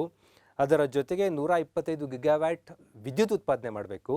8 ಲಕ್ಷ ಕೋಟಿ ಇನ್ವೆಸ್ಟ್ಮೆಂಟ್ ನಡಿಬೇಕು ಈ ಕ್ಷೇತ್ರದಲ್ಲಿ. 6 ಲಕ್ಷ ಜನಕ್ಕೆ ಉದ್ಯೋಗ. ಮತ್ತು ಫಾಸಿಲ್ ಫ್ಯೂಯಲ್ ಮೇಲೆ ನಾವೇನು ಖರ್ಚು ಮಾಡ್ತಾ ಇದ್ದೀವಿ 1 ಲಕ್ಷ ಕೋಟಿಯಷ್ಟು ಉಳಿತಾಯ ನಡೆಸಬೇಕು. ಮತ್ತು ಗ್ರೀನ್ ಹೌಸ್ ಗ್ಯಾಸ್ ಬಿಡುಗಡೆನ 50 ಮಿಲಿಯನ್ ಮೆಟ್ರಿಕ್ ಟನ್ನಷ್ಟು ಕಡಿಮೆ ಮಾಡಬೇಕು. ಹಾಗಾಗಿ ಗ್ರೀನ್ ಹೈಡ್ರೋಜನ್ ಬೆಳೆಸಬೇಕು ಅನ್ನುವಂಥ ಪ್ರಯತ್ನ ನಡೀತಾ ಇದೆ. ಇದು ಒಂದು ಮಿಷನ್ಗೆ ಭಾರತ ಸರ್ಕಾರ ಯೂನಿಯನ್ ಕ್ಯಾಬಿನೆಟ್ ಅಪ್ರೂವಲ್ ಕೊಟ್ಟಿದೆ. ನೆಕ್ಸ್ಟ್ ಬರೋಣ ಸ್ನೇಹಿತರೆ, ಮತ್ತೊಂದು ಪ್ರಾಜೆಕ್ಟ್ಗೆ ಯೂನಿಯನ್ ಕ್ಯಾಬಿನೆಟ್ ಅಪ್ರೂವಲ್ ಕೊಡುತ್ತೆ. ಅದು ಸುನ್ನಿ ಡ್ಯಾಮ್ ಹೈಡ್ರೋ ಎಲೆಕ್ಟ್ರಿಕ್ ಪ್ರಾಜೆಕ್ಟ್ ಅಂತ. ಈಗ ಬಂದಾಗ ನಮಗೆ ಬಾಕ್ರಾನಂಗಲ್ ಡ್ಯಾಮ್, ಆ ಡ್ಯಾಮ್, ಈ ಡ್ಯಾಮ್ ಗೊತ್ತಿರುತ್ತೆ. ಏಕದಮ್ ಯಾವ್ದಾರು ಎಕ್ಸಾಂಪಲ್ ಸುನ್ನಿ ಡ್ಯಾಮ್ ಎಲ್ಲಿದೆ ಅಂತ ಕೇಳಿಬಿಟ್ರೆ ಕನ್ಫ್ಯೂಸ್ ಆಗಿಬಿಡ್ತೀವಲ್ಲ. ಸುನ್ನಿ ಡ್ಯಾಮ್ ಅನ್ನೋದು ಒಂದು ಹಿಮಾಚಲ್ ಪ್ರದೇಶದಲ್ಲಿರುವ ಡ್ಯಾಮ್. ಇಲ್ಲಿ ಹೈಡ್ರೋ ಎಲೆಕ್ಟ್ರಿಸಿಟಿ ಪ್ರಾಜೆಕ್ಟ್ಗೆ ಸಟ್ಲೇಜ್ ಜಲ ವಿದ್ಯುತ್ ನಿಗಮ್ ಅಂತ ಕರಿತೀವಿ, SJVN, ಸಟ್ಲೇಜ್ ಜಲ ವಿದ್ಯುತ್ ನಿಗಮ ಏನಿದೆ ಅವರಿಗೆ ಫಂಡನ್ನು ಸ್ಯಾಂಕ್ಷನ್ ಮಾಡುತ್ತೆ 261 ಕೋಟಿ ರೂಪಾಯಿಗಳಷ್ಟು. ಇದ್ರ ಮೂಲಕ 382 ಮೆಗಾವ್ಯಾಟ್ ವಿದ್ಯುತ್ ಉತ್ಪಾದನೆ ಆರಂಭ ಆಗಬೇಕು. ಅದು ಸುನ್ನಿ ಡ್ಯಾಮ್ ಹೈಡ್ರೋ ಎಲೆಕ್ಟ್ರಿಕ್ ಪ್ರಾಜೆಕ್ಟ್. ಇದು ಹಿಮಾಚಲ್ ಪ್ರದೇಶದಲ್ಲಿ ಕಂಡುಬರುತ್ತೆ. ಓಕೆ ಸ್ನೇಹಿತರೆ, ನೆಕ್ಸ್ಟ್ ಬರೋಣ. First all India annual state minister conference on water. ಅಂದರೆ ದೇಶದಲ್ಲೇ ಮೊದಲ ಬಾರಿಗೆ ವಾರ್ಷಿಕವಾಗಿ ರಾಜ್ಯ ಸಚಿವರುಗಳ ನೀರಿನ ಕುರಿತಾದ ಸಮ್ಮೇಳನವನ್ನು ಆರಂಭ ಮಾಡಲಾಯಿತು. ವಾಟರ್ ವಿಷನ್ ಅಟ್ 47 ಅಂತ ಒಂದು ಕಾನ್ಸೆಪ್ಟ್ ಅಡಿ, ಥೀಮ್ ನಡಿಯಲ್ಲಿ ಇದನ್ನು ನಡೆಸಲಾಯಿತು. ಇದು ಭೂಪಾಲಲ್ಲಿ ನಡೆಯುತ್ತೆ. ಮೊದಲ ಸಮ್ಮೇಳನ ಏನಿದೆ annual state minister conference on water ಭೂಪಾಲದಲ್ಲಿ ನಡೆಯುತ್ತೆ, ಮಧ್ಯಪ್ರದೇಶದಲ್ಲಿ 5-6 ಜನವರಿಯಲ್ಲಿ. ಏನಿದ್ರ ಉದ್ದೇಶ, ಏನು ಇದರ ಕಾನ್ಸೆಪ್ಟ್ ಆಗಿತ್ತು ಅಂದರೆ 5 ಥೆಮ್ಯಾಟಿಕ್ ಸೆಷನ್ಗಳು ಇಲ್ಲಿ ನಡೀತವೆ. ಮೊದಲನೇದಾಗಿ water security in water deficit, water surplus and ಹಿಲ್ಲಿ reasons ಅಂತೇಳಿ ಕಾನ್ಸೆಪ್ಟ್. ಏನಿದು ಅಂತ ಅಂದರೆ ನಮಗೆ ನೀರಿನ ಕೊರತೆ ಇದ್ದಾಗ ಅದನ್ನು ಹೇಗೆ ನಾವು ಭದ್ರವಾಗಿ ಕಾಪಾಡ್ಕೋಬೇಕು, ನೀರನ್ನು ಕಾಪಾಡ್ಕೊಳ್ಳೋ ಬಗೆ ಹೇಗೆ, ನೀರು ಸರ್ಪ್ಲಸ್ ಇದ್ದಿದ್ದನ್ನು ಹೇಗೆ ಸರಿಯಾಗಿ ಬಳಸ್ಕೋಬೇಕು, ಹಿಲ್ಲಿ ರೀಸನಲ್ಲಿ ವಾಟರ್ನ ಹೇಗೆ ನಾವು ಪ್ರಿವೆಂಟ್ ಮಾಡಬೇಕು, ಇದು ಒಂದು ಕಾನ್ಸೆಪ್ಟ್. ಆದರೆ ವೇಸ್ಟ್ ವಾಟರ್ನ ಮರುಬಳಕೆ ಮಾಡೋದ್ರ ಬಗ್ಗೆ, ಗ್ರೇ ವಾಟರ್ನ ಮರುಬಳಕೆ ಮಾಡೋದ್ರ ಬಗ್ಗೆ ಒಂದಷ್ಟು ಚರ್ಚೆಗಳನ್ನು ಮಾಡಲಾಗತ್ತೆ. ವಾಟರ್ ಗವರ್ನೆನ್ಸ್ ಬಗ್ಗೆ ಕೂಡ ಇಲ್ಲಿ ಡಿಸ್ಕಸ್ ಮಾಡಲಾಗತ್ತೆ. ಮತ್ತು ಕ್ಲೈಮೇಟ್ ಚೇಂಜ್ ವಿಚಾರದಲ್ಲಿ ಏನು ಮಳೆ ಇವೆಲ್ಲ ವ್ಯತ್ಯಾಸ ಆಗ್ತಾ ಇದೆ, ಇಂಥ ಟೈಮ್ನಲ್ಲೂ ಕೂಡ ವಾಟರ್ ಇನ್ಫ್ರಾಸ್ಟ್ರಕ್ಚರ್ನ ಹೇಗೆ ಕಾಪಾಡಬೇಕು, ಮತ್ತು ವಾಟರ್ ಕ್ವಾಲಿಟಿ ಕೂಡ, ವಾಟರ್ ಅಷ್ಟೇ ನಾವು ಕೊಟ್ಟರಾಗಲ್ಲ, ಪೋರ್ಟೇಬಲ್ ವಾಟರ್ನೇ ಕೊಡಬೇಕು ಜನಗಳಿಗೆ, ಆ ಕ್ವಾಲಿಟಿಯನ್ನು ಹೇಗೆ ಮೇಂಟೈನ್ ಮಾಡ್ಕೋಬೇಕು ಅನ್ನೋ ವಿಚಾರವಾಗೂ ಕೂಡ ಇಲ್ಲಿ ಡಿಸ್ಕಸ್ ಆಗುತ್ತೆ. ಇದು ದೇಶದಲ್ಲಿ ನಡೆದ ಮೊದಲ ಕಾನ್ಫರೆನ್ಸ್ ಆನ್ ವಾಟರ್ ಆಲ್ ಮಿನಿಸ್ಟರ್ಸ್ದು. ಓಕೆ ಸ್ನೇಹಿತರೆ, ನೆಕ್ಸ್ಟ್ ಬರೋಣ. Pharmaceutical and medical devices bureau ಅಂತ ಒಂದು ಸಂಸ್ಥೆ ಬರುತ್ತೆ ಭಾರತ ಸರ್ಕಾರದ್ದು. ಇವರು ಜನೌಷಧಿ ಕೇಂದ್ರಗಳಲ್ಲಿ ಬಿಡುಗಡೆ ಮಾಡೋಕ್ಕಾಗಿ ಚ್ಯವನ್ಪ್ರಾಶ್ ಅನ್ನೋದನ್ನು ರಿಲೀಸ್ ಮಾಡ್ತಾರೆ. ನೀವು ನೋಡಿರ್ಬೋದು ಟಿ ವಿಗಳಲ್ಲಿ ಚ್ಯವನ್ಪ್ರಾಶ್ ಬೇರೆ ಬೇರೆ ಬ್ರ್ಯಾಂಡ್ಗಳದ್ದು ಬರ್ತಾ ಇದೆ. ಅದನ್ನು ಸಾಮಾನ್ಯ ಜನ ಕೊಂಡ್ಕೊಂಡು ತಿನ್ನೋಕ್ಕಾಗಲ್ಲ, ಬಿಕಾಸ್ ಕಾಸ್ಟ್ಲಿ ಇರುತ್ತೆ. ಬಿಕಾಸ್ ಚ್ಯವನ್ಪ್ರಾಶ್ ಒಂದು ಸ್ಪೆಷಲ್ ಆ್ಯಂಟಿ ಆಕ್ಸಿಡೆಂಟ್ ಪೇಸ್ಟ್. ಅದು ಆ ಪೇಸ್ಟ್ ಒಳಗಡೆ ಸುಮಾರು 50ಕ್ಕೂ ಹೆಚ್ಚು ಹರ್ಬ್ಗಳನ್ನು, ಸ್ಪೈಸ್ಗಳನ್ನು ಬಳಸಿ ಮಾಡಲಾಗಿರುತ್ತೆ. ರೋಗ ನಿರೋಧಕ ಶಕ್ತಿ ವೃದ್ಧಿ ಮಾಡುತ್ತೆ, ಆರೋಗ್ಯಕ್ಕೆ ಒಳ್ಳೆಯದು ಅನ್ನೋ ಕಾರಣಕ್ಕೆ ತುಂಬ ಜನ ಸೇವನೆ ಮಾಡ್ತಾರೆ. ಈಗ ಅದೊಂಥರ ಅಪ್ಪರ್ ಮಿಡ್ಲ್ ಕ್ಲಾಸ್ಗಿಂತ ಮೇಲ್ಮಟ್ಟದವ್ರು ಯೂಸ್ ಮಾಡುವಂಥ ಒಂದು ರಾಯಲ್ ಒಂದು ಐಟಮ್ ರೀತಿಯ ಕಾಣ್ತಾ ಇದೆ ಚ್ಯವನ್ಪ್ರಾಶ್. ಆ ಚ್ಯವನ್ಪ್ರಾಶ್ ನಮ್ಮ ಸಾಮಾನ್ಯ ಜನರಿಗೂ ಸಿಗಬೇಕು ಅನ್ನುವಂಥ ಯೋಜನೆಯಿಂದ ಈ ಚ್ಯವನ್ಪ್ರಾಶನ್ನು ಉತ್ಪಾದನೆ ಮಾಡಲಾಯಿತು ಈ ಸಂಸ್ಥೆ ಮೂಲಕ. ಪ್ರಧಾನಮಂತ್ರಿ ಭಾರತೀಯ ಜನೌಷಧಿ ಪರಿಯೋಜನಾ ಅಂತ ಒಂದು ಪ್ರೋಗ್ರಾಮ್ ಇದೆ. ಅದ್ರ ಮೂಲಕ ಜನೌಷಧಿ ಕೇಂದ್ರಗಳಲ್ಲಿ ನಾವು ಬಿಡುಗಡೆ ಮಾಡ್ತೀವಿ, ಎಲ್ಲ ಕಡೆ ಸಿಗುತ್ತೆ ಅಂತ ಹೇಳ್ತಾ ಇದ್ದಾರೆ. ಈ ಏನು ಜನೌಷಧಿ ಪರಿಯೋಜನೆ ಇದೆಯಲ್ಲ, ಇದು ನಮಗೆಲ್ಲ ಪಾಪ್ಯುಲರ್ ಮಾಡಿದ್ದು. ಜನೌಷಧಿ ಕೇಂದ್ರ ನಮ್ಮೂರಲ್ಲಿ ಹಾಸ್ಪಿಟಲ್ ಹತ್ರ ಹೋದರೆ ಗೌರ್ಮೆಂಟ್ ಮೆಡಿಕಲ್ ಶಾಪ್ ಇರುತ್ತೆ, ಕಡಿಮೆ ರೇಟಲ್ಲಿ ಸಿಗುತ್ತೆ ಅಂತ ಜನೌಷಧಿ ಕೇಂದ್ರ ನೋಡ್ತಾ ಇದ್ದೀವಲ್ಲ, ಇದು ನಮಗೆ ಮೋದಿಯವ್ರ ಮೂಲಕ ಹೆಚ್ಚು ಪಾಪ್ಯುಲರ್ ಆಯಿತು. ಬಟ್ ಇದು 2008ರಲ್ಲೇ ಈ ಕಾರ್ಯಕ್ರಮ ಇನಾಗ್ರೇಟ್ ಆಯಿತು. ಬಟ್ ಅದನ್ನು ಮಿಷನ್ ಮೋಡಲ್ಲಿ ಅದನ್ನು ಟ್ರಾನ್ಸ್ಫಾರ್ಮ್ ಮಾಡದೇ ಇರೋದಕ್ಕೋಸ್ಕರ ಹೆಚ್ಚು ಪ್ರಚಲಿತಕ್ಕೆ ಬಂದಿರಲಿಲ್ಲ. ಈ ಸರ್ಕಾರ ಬಂದ ನಂತರ ಅದನ್ನ ಮಿಷನ್ ಮೋಡಲ್ ಎಲ್ಲ ಕಡೆ ತಲುಪಿಸಿದ್ರು. ಹಾಗಾಗಿ ಜನೌಷಧಿ ಮೂಲಕ ನಾವೆಲ್ಲ ಮೆಡಿಸಿನ್ ಕೊಂಡ್ಕೊಳ್ಳೋಕ್ಕೂ ಸಾಧ್ಯ ಆಗಿದೆ. ಬಿಕಾಸ್ 9,000 ಜನೌಷಧಿ ಕೇಂದ್ರಗಳು ದೇಶದಲ್ಲಿ ಕೆಲಸ ಮಾಡ್ತಾ ಇದ್ದಾವೆ. ನಿಮಗೆ ಗೊತ್ತಿದೆ, ಅವ್ರು ಹೇಳ್ತಾರೆ 1759 ಮೆಡಿಸಿನ್ಗಳು, 280 ಸರ್ಜಿಕಲ್ ಡಿವೈಸ್ಗಳು ಕೂಡ ಜನೌಷಧಿ ಕೇಂದ್ರಗಳಲ್ಲಿ ಅವೈಲೇಬಲ್ ಇದೆ. ಜೊತೆಗೆ ನಮ್ಮ ಅಡೋಲ್ಸೆನ್ಸಿಗೆ ಬಂದ ಹೆಣ್ಮಕ್ಳಿಗೆ ತುಂಬ ಉಪಯುಕ್ತಕಾರಿಯಾದಂಥ ಸ್ಯಾನಿಟರಿ ಪ್ಯಾಡ್ಸ್ ಬರ್ತಾವಲ್ಲ, ಅದು ಸುವಿಧಾ ಸ್ಯಾನಿಟರಿ ಪ್ಯಾಡ್ಸ್ ಅನ್ನೋದನ್ನು ಜಸ್ಟ್ ₹1 ಪರ್ ಪ್ಯಾಡನ್ನು ಈ ಕೇಂದ್ರಗಳಲ್ಲಿ ಮಾರಾಟ ಮಾಡಲಾಗುತ್ತೆ. ಮತ್ತು ಇಲ್ಲಿ ಪ್ರೈಸ್ ಹೆಂಗಿರುತ್ತೆ, ನಿಮಗೆ ಕೆಲವ್ರು ಹೋಗದೇ ಇದ್ದವ್ರಿಗೆ ಹೇಳ್ತಾ ಇರೋದು, ನಿಮ್ಗೆ ಏನೋ ಒಂದು ಜ್ವರದ ಮಾತ್ರೆ ಬೇಕು, ಜ್ವರದ ಮಾತ್ರೆ ಪ್ಯಾರಾಸಿಟಮಾಲ್, ಅದಕ್ಕೆ ಬ್ರ್ಯಾಂಡ್ ಬೇರೆ ಬೇರೆ ಇರುತ್ತೆ. ಇನ್ಯಾವುದೋ ಒಂದು ಕಂಟೆಂಟ್ ಹೇಳ್ತಾರಲ್ಲಿ, ಆ ಕಂಟೆಂಟನ್ನು ಬ್ರ್ಯಾಂಡಿಂಗ್ ಬೇರೆ ಬೇರೆ ರೂಪದಲ್ಲಿ ಆಗಿರುತ್ತೆ. ಇದು ಬ್ರ್ಯಾಂಡ್ ರಹಿತವಾದ ಮೆಡಿಸಿನ್. ನಿಮಗೆ ಜ್ವರಕ್ಕೆ ಬೇಕಾದ ಪ್ಯಾರಾಸಿಟಮಾಲ್, ಇಲ್ಲೂ ಪ್ಯಾರಾಸಿಟಮಾಲ್, ಇಲ್ಲೂ ಪ್ಯಾರಾಸಿಟಮಾಲ್.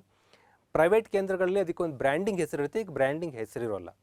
50ರಿಂದ 90% ಕಡಿಮೆ ದರದಲ್ಲಿ ಮೆಡಿಸಿನ್ ಕೊಡ್ತೀವಿ ಅನ್ನೋದು ಇಲ್ಲಿ ವಾಗ್ದಾನ ಮಾಡಲಾಗಿದೆ. 8 ವರ್ಷಗಳಲ್ಲಿ, ಇತ್ತೀಚಿನ 8 ವರ್ಷಗಳಲ್ಲಿ ಜನರ ನಾಗರಿಕರ ಸುಮಾರು 18,000 ಕೋಟಿಯಷ್ಟು ಹಣ ಉಳಿತಾಯ ಆಗಿದೆ. ಬಿಕಾಸ್ ಅದೇ ಮೆಡಿಸಿನ್ ಇವರು ಪ್ರೈವೇಟ್ ಮೆಡಿಕಲ್ ಶಾಪಲ್ಲಿ ತೊಗೊಂಡಿದ್ರೆ ಹೆಚ್ಚು ಕೊಟ್ಟು ತೊಗೋಬೇಕಿತ್ತು. 18,000 ಕೋಟಿ ಉಳಿತಾಯ ಆಗಿದೆ ಅನ್ನೋದನ್ನು ಹೇಳ್ತಾರೆ ಈ ಜನೌಷಧಿ ಕೇಂದ್ರದ ಒಂದು ಮುಖ್ಯಸ್ಥರು. ಅಂದರೆ ಇಲ್ಲಿ ನಮಗೆ ಗೊತ್ತಿರಬೇಕು, ಚ್ಯವನ್ಪ್ರಾಶ್ ಅನ್ನೋದು ರಿಲೀಸ್ ಆಗಿದ್ದು ನಮಗೊಂದು ನೆಪ ಅಷ್ಟೇ. ಆ ಮೂಲಕ ಬೇರೆ ಬೇರೆ ವಿಚಾರಗಳನ್ನ ಕಲಿತಾ ಇದ್ದೀವಿ. ಇಲ್ಲಿ ಚ್ಯವನ್ಪ್ರಾಶ್ ಒಂದು ಪ್ರಮುಖ ನ್ಯೂಟ್ರಿ ಐಟಮ್ ಕೂಡ ಆಗಿದೆ, ಆ್ಯಂಟಿ ಆಕ್ಸಿಡೆಂಟ್ ಪೇಸ್ಟ್. ಅದು 50ಕ್ಕೂ ಹೆಚ್ಚು ಹರ್ಬ್ಗಳಿಂದ ತಯಾರು ಮಾಡಲಾಗುತ್ತೆ, ಅದು ನಮಗೆ ಗೊತ್ತಿದೆ. ಜೊತೆಗೆ ಜನೌಷಧಿ ಕೇಂದ್ರ ಎಷ್ಟಿದ್ದಾವೆ, ಏನೇನಲ್ಲಿ ಅವೈಲೇಬಲ್ ಇದೆ, ಮತ್ತು ಅದರಿಂದ ಏನು ಲಾಭ ಆಯಿತು, ಇದಿಷ್ಟನ್ನು ನಾವು ಹೆಚ್ಚಿನ ಮಾಹಿತಿಯಾಗಿ ತಿಳ್ಕೊಳ್ತಾ ಇದ್ದೀವಿ. ಓಕೆ ಸ್ನೇಹಿತರೆ, ಸಮ್ಮೇದ್ ಶಿಖರ್ಜಿ ಪರ್ವತ್ ಕ್ಷೇತ್ರ ಅಂತ ಒಂದು ವಿಚಾರ ಹೆಚ್ಚು ಸುದ್ದಿ ಮಾಡ್ತಾ ಇತ್ತು. ಬಟ್ ನಮ್ಮ ಪೇಪರ್ಗಳಲ್ಲಿ ಅಷ್ಟು ಬರಲಿಲ್ಲ. ಬಟ್ ವಿ ಶುಡ್ ನೋ, ಅದು ಗೊತ್ತಿರಬೇಕು. ಎಕೋ ಸೆನ್ಸಿಟಿವ್ ಝೋನ್ ESZ ಅನ್ನೋ ಕಾನ್ಸೆಪ್ಟನ್ನ ಕ್ಲಾಸ್ 3ನೊಳಗಡೆ ಸಮ್ಮೇದ್ ಶಿಖರ್ಜಿ ಪರ್ವತ ಕ್ಷೇತ್ರವನ್ನು ಸೇರಿಸಿ ಅಲ್ಲಿ ಟೂರಿಸಮ್ಗೆ ಅವಕಾಶ ಮಾಡಿಕೊಡ್ಬೇಕು, ಎಕೋ ಟೂರಿಸಮ್ಗೆ ಅವಕಾಶ ಮಾಡಿಕೊಡ್ಬೇಕು ಅಂಥೇಳಿ ಒಂದು ನೋಟಿಫಿಕೇಷನ್ ಆಗುತ್ತೆ. ಆ ನೋಟಿಫಿಕೇಷನ್ ವಿರುದ್ಧವಾಗಿ ಇಡೀ ಭಾರತದಲ್ಲಿ ಜೈನ ಸಮುದಾಯ ಎಲ್ಲ ಕಡೆಯಲ್ಲೂ ಪ್ರತಿಭಟನೆ ಮಾಡ್ತಾರೆ. ಇಲ್ಲ, ಸಮ್ಮೇದ್ ಶಿಖರ್ಜಿ ಪರ್ವತ ಕ್ಷೇತ್ರ ಒಂದು ಪವಿತ್ರ ಸ್ಥಳ, ಪ್ರವಾಸೋದ್ಯಮಕ್ಕೆ ಬಿಟ್ಬಿಟ್ರೆ ಅದರ ಪಾವಿತ್ರ್ಯತೆ ಹಾಳಾಗತ್ತೆ ಅಂಥೇಳಿ ಅವರು ಅದರ ವಿರುದ್ಧ ಹೋರಾಟ ಮಾಡ್ತಾರೆ. ಅದನ್ನು ಒಪ್ಪಿಕೊಂಡು ಭಾರತ ಸರ್ಕಾರ ಇದಕ್ಕೇನು ಕ್ಲಾಸ್ 3 ನೋಟಿಫಿಕೇಷನ್ ಮಾಡಿತ್ತು ಅದನ್ನು ಡಿನೋಟಿಫೈ ಮಾಡಿದೆ ಅಥವಾ ಸ್ಟೇ ಮಾಡಿದೆ, ತಡೆ ಹಿಡಿದಿದೆ. ಹಾಗಾಗಿ ಈ ಸಮ್ಮೇದ್ ಶಿಖರ್ಜಿ ಪರ್ವತ ಕ್ಷೇತ್ರ ಒಂದು ಧಾರ್ಮಿಕ ಪಿಲ್ಗ್ರಿಮೇಜ್ ಸ್ಪಾಟ್ ಆಗಿ ಉಳ್ಕೊಂಡಿದೆ ಬಿಟ್ಟರೆ ಟೂರಿಸಮ್ ಸ್ಪಾಟ್ ಆಗೋದಕ್ಕೆ ಸದ್ಯ ಕಾಲ ಕೂಡ ಬಂದಿಲ್ಲ, ಅದು ಸ್ಟೇ ಆಗಿದೆ ಅನ್ನೋದು ನಮಗೆ ಗೊತ್ತಿರಬೇಕು. ಇದು ಗಿರ್ದಿ ಡಿಸ್ಟಿಕ್ ಅಂತ ಬರುತ್ತೆ, ಜಾರ್ಖಂಡ್, ಅಲ್ಲಿ ಕಂಡು ಬರುತ್ತೆ. ಇದು ಜೈನರ ಒಂದು ಪವಿತ್ರ ಸ್ಥಳ. ಇದ್ರ ಬಗ್ಗೆ ಏನು ನಂಬಿಕೆ ಇದೆ ಅಂತ ಅಂದರೆ, ಇದು ಪಾರ್ಶ್ವನಾಥ ಪರ್ವತ ಅಂತ. ಸಮ್ಮೇದ್ ಶಿಖರ್ಜಿ ಪರ್ವತ ಕ್ಷೇತ್ರ ಅಂದರೆ ಅದು ಒಂದು ಪರ್ವತ ಅಂದ್ಕೊಳ್ಳೋಂಗಿಲ್ಲ. ಪಾರ್ಶ್ವನಾಥ ಪರ್ವತ ಎಂಬ ಪರ್ವತ ಇದು ಜಾರ್ಖಂಡ್ನಲ್ಲೇ ಕಂಡುಬರುವ ಅತಿ ಎತ್ತರದ ಮೌಂಟೇನ್. ಆ ಪಾರ್ಶ್ವನಾಥ ಪರ್ವತದ ಮೇಲೆ ಸಮ್ಮೇದ್ ಶಿಖರ್ಜಿ ಪರ್ವತ ಕ್ಷೇತ್ರ ಅನ್ನೋದು ಜೈನರ ಪ್ರದೇಶ ಕಂಡುಬರುತ್ತೆ. ಜೈನರ ದಿಗಂಬರರಿಗೂ ಪವಿತ್ರ ಸ್ಥಳ, ಶ್ವೇತಾಂಬರರಿಗೂ ಪವಿತ್ರ ಸ್ಥಳ ಆಗಿದೆ ಇದು. ಇದರ ಇನ್ನೊಂದು ವಿಶೇಷ ಏನಂತ ಅಂದರೆ, ತಮ್ಮೆಲ್ಲ 24 ತೀರ್ಥಂಕರರು ತಮ್ಮ ಏನು ಜೊತೆಯ ಮಾಂಕ್ಗಳಿರ್ತಾರಲ್ಲ ಅವ್ರ ಜೊತೆಗೆ ಮೋಕ್ಷ ಪಡೆದ ಸ್ಥಳ ಇದು ಅಂತ ಜೈನರು ಪರಿಭಾವಿಸ್ತಾರೆ. ಅಷ್ಟು ಪವಿತ್ರವಾದ ಸ್ಥಳ ಆಗಿದೆ ಸಮ್ಮೇದ್ ಶಿಖರ್ಜಿ ಪರ್ವತ ಕ್ಷೇತ್ರ. ಜಾರ್ಖಂಡಲ್ಲಿ ಕಂಡುಬರುತ್ತೆ. ಓಕೆ ಸ್ನೇಹಿತರೆ, ಇನ್ನೊಂದು ರೆವಲ್ಯೂಷನ್ ಸ್ವೀಟ್ ರೆವಲ್ಯೂಷನ್. ನೀವು ಗ್ರೀನ್ ರೆವಲ್ಯೂಷನ್, ವೈಟ್ ರೆವಲ್ಯೂಷನ್ ಎಲ್ಲ ನೋಡಿರ್ತೀರಾ. ಹೆಚ್ಚು ಸುದ್ದಿಯಲ್ಲಿದೆ ಇತ್ತೀಚೆಗೆ ಸ್ವೀಟ್ ರೆವಲ್ಯೂಷನ್ ಅಂತ. ಸ್ವೀಟ್ ರೆವಲ್ಯೂಷನ್ ಅಂದರೆ ಸ್ವೀಟನ್ನು ಬೆಲ್ಲದಲ್ಲೂ ತೊಗೋತೀವಿ, ನಾವು ಸಕ್ಕರೆಯಲ್ಲೂ ತೊಗೋತೀವಿ, ಹನಿನಲ್ಲೂ ತೊಗೋತೀವಿ, ಹಿಂಗೆ ಮಲ್ಟಿಪಲ್ ಐಟಮಿಂದ ಸಿಹಿಯನ್ನು ಪಡಿತೀವಿ. ಯಾವುದು ಸ್ವೀಟ್ ರೆವಲ್ಯೂಷನ್ ಅಂತ ಕೇಳಿಬಿಟ್ರೆ ಸಣ್ಣ ಸಣ್ಣ ಎಕ್ಸಾಮಲ್ಲೇ ಕನ್ಫ್ಯೂಸ್ ಆಗಿಬಿಡ್ತೀವಿ. Sweet revolution belongs to bee keeping, ಅಂದರೆ ಜೇನು ಸಾಕಾಣಿಕೆ ರಿಲೇಟೆಡ್ ಆಗಿದ್ದು. ಖಾದಿ ವಿಲೇಜ್ ಇಂಡಸ್ಟ್ರೀಸ್ ಕಮಿಷನ್ ಅಂತ ಒಂದು ಬರುತ್ತೆ, KVIC. ಇದು ಭಾರತ ಮಟ್ಟದಲ್ಲಿ ಜೇನು ಸಾಕಾಣಿಕೆಯನ್ನು ಪ್ರಮೋಟ್ ಮಾಡುವ ಒಂದು ಪ್ರಮುಖ ಸಂಸ್ಥೆಯಾಗಿದೆ. ಇವರು ಆ ಜೇನು ಸಾಕಾಣಿಕೆ ಬೇಕಾಗುವ ಡಬ್ಬಗಳನ್ನು ಹೆಚ್ಚು ಕೊಡುವ ಮೂಲಕ ಪ್ರಮೋಷನ್ ಮಾಡ್ತಾ ಇದ್ದಾರೆ. ಭಾರತದಲ್ಲೊಂದು ಸಿಹಿಯ ಕ್ರಾಂತಿ ಆಗಬೇಕು, ಸ್ವೀಟ್ ರೆವಲ್ಯೂಷನ್ ಆಗಬೇಕು ಅನ್ನೋದು ಇವ್ರ ಉದ್ದೇಶ ಆಗಿದೆ. ಇದಕ್ಕೆ ಬಂದಾಗ ಸುಮ್ಮನೆ ಗ್ಲ್ಯಾನ್ಸ್ ಮಾಡೋದಾದರೆ ನಾನು ಹಲವಾರು ರೆವಲ್ಯೂಷನ್ಗಳು ಭಾರತದಲ್ಲಿ ನಡೆದೋಗಿದೆ. ನಿಮಗೆ ಗೊತ್ತು, ಹಸಿರು ಕ್ರಾಂತಿ. ಸ್ಪೆಷಲ್ಲಾಗಿ ಅದು ನಾವು ಹೈ ಈಲ್ಡ್ ವೆರೈಟಿ ಸೀಡ್ಸ್ಗಳನ್ನ ಬಳಸ್ಕೊಂಡು ಭತ್ತ ಮತ್ತು ಗೋಧಿ ಪ್ರಮುಖವಾಗಿ, ಗೋಧಿ ಮತ್ತು ಭತ್ತದಲ್ಲಿ ಪ್ರಮುಖವಾಗಿ ಬಂತು. ಆನಂತರ ಬೇರೆ ಬೇರೆ ಕ್ಷೇತ್ರಗಳಲ್ಲೂ ಬಂತು. ಹಾಗಾಗಿ ನಾವು ಕೃಷಿ ಕ್ರಾಂತಿ ಅಂತ ಹೇಳೋದ್ರ ಜೊತೆಗೆ ಏಕದಳ ಧಾನ್ಯ ಕ್ರಾಂತಿ ಅಂತಲೂ ಕರಿತೀವಿ ಹಸಿರು ಕ್ರಾಂತಿಯನ್ನು. ಯೆಲ್ಲೋ ರೆವಲ್ಯೂಷನ್ ಆಯಿಲ್ ಸೀಡ್ಗಳು, ಏನು ಆಹಾರ ತೈಲಗಳಿದೆಯಲ್ಲ ಅದು ಉತ್ಪಾದನೆ ಮಾಡುವಂಥ ಬೆಳೆಗಳನ್ನು ಬೆಳೆಯುವಂಥಕ್ಕೆ ಯೆಲ್ಲೋ ರೆವಲ್ಯೂಷನ್ ಅಂತೀವಿ. ಮತ್ತು ಬ್ಲೂ ರೆವಲ್ಯೂಷನ್ ಅಂದರೆ ಮೀನುಗಾರಿಕೆ ಅಭಿವೃದ್ಧಿ ಮಾಡೋ, ಫಿಶ್ ಏನು ಪ್ರೊಡಕ್ಷನ್ ಇಂಪ್ರೂವ್ ಮಾಡೋಂಥದ್ದಾಗಿರ್ಬೋದು. ಬ್ರೌನ್ ರೆವಲ್ಯೂಷನ್ ಅಂದರೆ ಲೆದರ್ ಇಂಡಸ್ಟ್ರಿ ಇಂಪ್ರೂವ್ಮೆಂಟ್ ಆಗಿರ್ಬೋದು. ಗೋಲ್ಡನ್ ಅಂದರೆ ಜೂಟ್ ಮೀನ್ಸ್ ಸೆಣಬು ಪ್ರದೇಶವನ್ನು ಅಭಿವೃದ್ಧಿ ಮಾಡೋದಾಗಿರ್ಬೋದು. ಗ್ರೇ ಫರ್ಟಿಲೈಸರ್ಸ್ಗಳನ್ನು ಡೆವಲಪ್ ಮಾಡೋದು ಬೂದು ಕ್ರಾಂತಿಯಾಗಿದೆ. ಹೀಗೆ ಹಲವಾರು ಕ್ರಾಂತಿಗಳು ಲಿಸ್ಟ್ ಕೊಟ್ಟಿದ್ದೀನಿ, ಅದನ್ನೊಮ್ಮೆ ನೋಡ್ಕೋಬೋದು ನೀವು. ಹಾಗೆ ಸ್ನೇಹಿತರೆ, ಮುಂದೆ ಬರೋಣ. ಇಂಡಿಯಾದ ಮೊದಲ ಫೆಸ್ಟಿವಲ್ ಆಫ್ ಇನ್ಕ್ಲೂಷನ್, ಎಲ್ಲರನ್ನೂ ಒಳಗೊಳ್ಳುವ ಒಂದು ಸಮ್ಮೇಳನ, ಹಬ್ಬ ನಡೆಯುತ್ತೆ. ಅದನ್ನು ಪರ್ಪಲ್ ಫೆಸ್ಟ್ ಅಂತ ಕರಿತೀವಿ. ಇದು ಗೋವಾದಲ್ಲಿ ನಡೆಯಲಾಯಿತು. ಏನಿದು ಪರ್ಪಲ್ ಫೆಸ್ಟ್ ಅಂತ ಅಂದರೆ, ಈಗ ನಾವು ಒಂದು ಥರದ ವ್ಯಕ್ತಿಗಳ ಜೊತೆ ಸೇರೋಂಥದ್ದು, ಇನ್ನೊಂದು ಥರದವ್ರನ್ನ ಸೇರದೇ ಇರೋಂಥದ್ದೆಲ್ಲ ಮಾಡ್ತಾ ಇರ್ತೀವಿ. ಸ್ಪೆಷಲಿ ಡಿಸೇಬಲ್ ಪರ್ಸನ್ ಅಂದರೆ ಅವರಿಗೆ ಕಿವಿ ಕೇಳಲ್ಲ, ಅವ್ರಿಗೆ ಕಣ್ಣು ಕಾಣಲ್ಲ, ಅವ್ರಿಗೆ ನಮಗೆ ಸಮಾನವಾಗಿ ಇಲ್ಲ ಅಂತ ತಿಳ್ಕೊತೀವಿ. ಹಾಗಲ್ಲ, ಒಂದು ಸಮಾಜ ಅಂದರೆ ನಾವೆಲ್ಲ ಒಳಗೊಂಡು ಸಾಗಬೇಕು ಅನ್ನೋದು ಫೆಸ್ಟಿವಲ್ ಆಫ್ ಇನ್ಕ್ಲೂಷನ್ನ ಉದ್ದೇಶ ಆಗಿದೆ. ಈಗ ಪರ್ಪಲ್ ಫೆಸ್ಟ್ ಅಂತ ಕರಿತೀವಿ. Social justice and empowerment in ministry ಇದೆಯಲ್ಲ, ಅವರು ಇದನ್ನು ನಡೆಸ್ಕೋತಾರೆ. ಇಲ್ಲಿ ಬೆಸ್ಟ್ ಪ್ರಾಕ್ಟೀಸ್ಗಳನ್ನ ಕಳಿಸ್ಕೊಡ್ಬೇಕು. ನಮ್ಮ ಜೊತೆ ಸ್ವಲ್ಪ ನಮಗಿಂತ ವಿಕಲಚೇತನರಿದ್ದರೆ ಅವ್ರ ಜೊತೆ ನಾವು ಹೇಗೆ ಬೆಸ್ಟ್ ಪ್ರಾಕ್ಟೀಸ್ ಮಾಡೋ ಮೂಲಕ ಅವರು ಕೂಡ ಅಪ್ಲಿಫ್ಟ್ ಆಗ್ಬೋದು ನಮ್ಮ ಜೊತೆಗೆ, ನಮಗಿಂತ ಹೆಚ್ಚಾಗಿ ಅನ್ನೋದನ್ನು ತೋರಿಸ್ಕೊಡುವಂಥ ಪ್ರಯತ್ನ ಈ ಪರ್ಪಲ್ ಫೆಸ್ಟ್ ಮೂಲಕ ಮಾಡಲಾಗತ್ತೆ. ಸಿಂಪಲ್ ಗೊತ್ತಿರಬೇಕು, ಪರ್ಪಲ್ ಫೆಸ್ಟ್ ರಿಲೇಟೆಡ್ ಟು ಡಿಸೇಬಲ್ಸ್ಗಳನ್ನೆಲ್ಲ ನಾವು ಒಂದಾಗಿ ಕಾಣುವಂಥ ಒಂದು ಪ್ರಯತ್ನ ಆಗಿದೆ. ಇದರ ಮೊದಲ ಫೆಸ್ಟಿವಲ್ ಗೋವಾದಲ್ಲಿ ನಡೀತು ಅನ್ನೋದು ಗೊತ್ತಿದ್ರೆ ಎನಫ್. ಓಕೆ ಸ್ನೇಹಿತರೆ, ಹೀಗೆ ನಾನು ಹಲವಾರು ಪ್ರಚಲಿತ ಘಟನೆಗಳನ್ನ, ಈ ವಾರ ನಾನು ಕರ್ನಾಟಕದ ಪ್ರಚಲಿತ ಘಟನೆಗಳು ಕೆಲವೊಂದು ತಗೊಳ್ಳೋಕ್ಕಾಗಿಲ್ಲ. ಮುಂದಿನ ವಾರದಲ್ಲಿ ಭಾರತ ಮಟ್ಟದ್ದು, ಜಾಗತಿಕ ಮಟ್ಟದ್ದು ಜೊತೆಗೆ ಕರ್ನಾಟಕದ ಹಲವು ವಿಚಾರಗಳ ಜೊತೆಗೆ ಬರ್ತೀನಿ. ನಿಮಗೆ ಏನನ್ನಿಸ್ತು ಕಾಮೆಂಟ್ ಮಾಡಿ. ಈ ವಿಡಿಯೋದಲ್ಲಿ ನಾನು ಹೆಚ್ಚು ಇಂಗ್ಲೀಷ್ ವರ್ಡ್ಸ್ ಯಾಕೆ ಬಳಸ್ಕೊಂಡಿದ್ದೀನಿ ಅಂದರೆ, ಅದನ್ನು ನೋಡ್ತಾ ಇರ್ತೀರಾ, ಕನ್ನಡದಲ್ಲಿ ಕೇಳ್ತಾ ಇರ್ತೀರಾ, ಒಂದು ಹೊಸ ಪದ ಕಲಿಬೋದು ಅಂತ. ಇಲ್ಲ ಹೆಚ್ಚು ಕನ್ನಡದಲ್ಲೇ ಬೇಕು ಅಂತಂದರೆ ಐ ಟ್ರೈ ಟು ಅಪ್ಡೇಟ್, ಆ ಮಾಡಲಲ್ಲಿ ಬರೋ ಪ್ರಯತ್ನ ಮಾಡ್ತೀನಿ. ಮುಂದಿನ ವಾರ ಶನಿವಾರ ಕರೆಂಟ್ ಅಫೇರ್ಸ್ ಬರುತ್ತೆ, ಅದ್ರ ಮೊದಲಾಗಿ ಕಂಟೆಂಟ್ ವಿಚಾರಗಳನ್ನು ಕೂಡ ತರುವ ಪ್ರಯತ್ನ ಮಾಡ್ತೀನಿ. ಎಲ್ಲರಿಗೂ ಒಳ್ಳೆಯದಾಗಲಿ. ನಮಸ್ಕಾರ.